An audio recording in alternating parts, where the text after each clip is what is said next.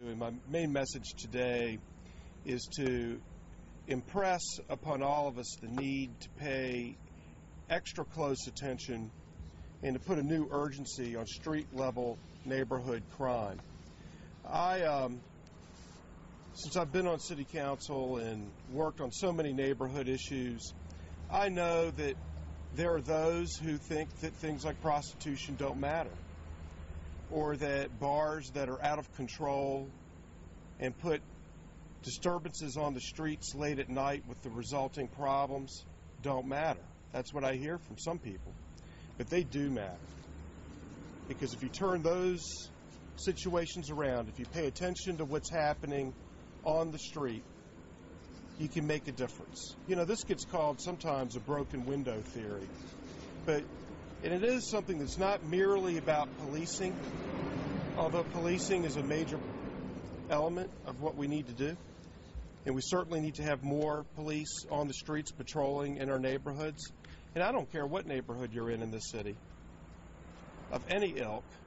I hear the same thing from everybody, that they want to see a greater police presence. They want nuisances under control. And there's a pervasive feeling that the city, for a very long time, has simply been too soft on these areas. What I propose to do, and as mayor I would do immediately upon taking office, is to not just say it, but to do it a zero tolerance policy on neighborhood crime. Graffiti is not okay. Prostitution is not okay.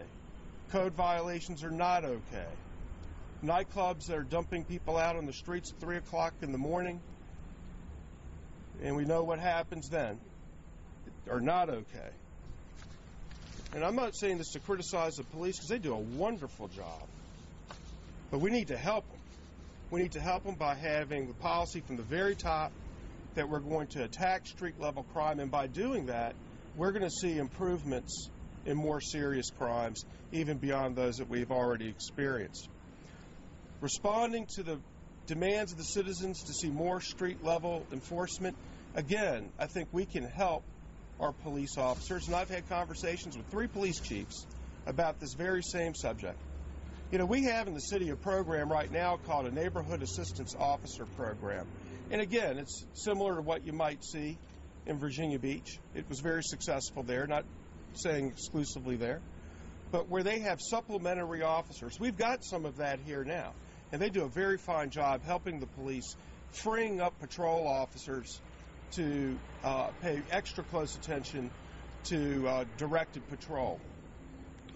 Problem is, in Richmond, we only have about 35 or 40 of these neighborhood assistance officers. I don't see any reason why, and I've been proposing and advocating for a good long while, that number be expanded up to 400. And by doing that, you can have more feet on the street, more eyes on the street, more protection for your parks, more walking patrols for your neighborhood business districts.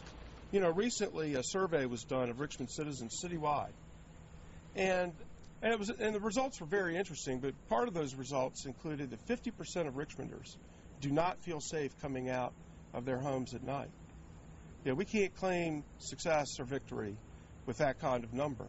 So we need to have this extra help, and this isn't to replace police, but it's to help them and to allow the decision makers in the police department to make better use of their valuable assets.